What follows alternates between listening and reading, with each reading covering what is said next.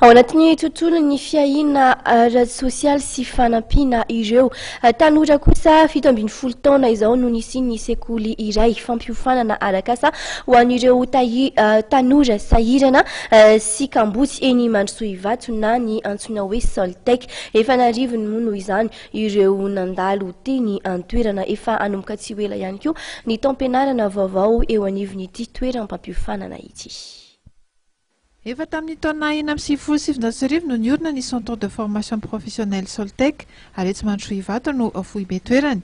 Antom-pisiany izy ity ny hanampy ireo tanora sahirana ara-pivelomana ka maniry ny hiditra amin'ny sehatry ny asa, tsy mitsahatra mivoatra ny fampianarana ao aminy satria amin'izao fotoana izao dia efa hita ao avokoa ny sampam-pianarana maro toy ny mekanika automobile, ny fanamboarana mekanika sy ny ouvage-bois, ny fandrahoana sakafo, ny zaitra sy ny électricité ary ny plomberie ihany koa.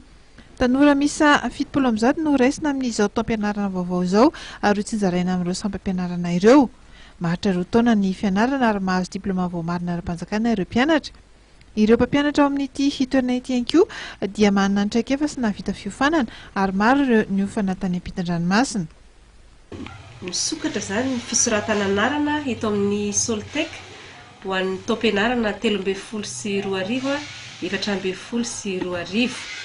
Koa manao antso ho an'ny tanora feno 17 taona ka hatramin'ny 17 taona zany izay ka mahatateraka ireto fepetra ireto sahirana ara-pivelomana ny ray aman-dreniny na kamboty tsy manana mpiaha intsony dia afaka manaraka fiofanana arak'asa eto amin'ny Centre de formation Soltec.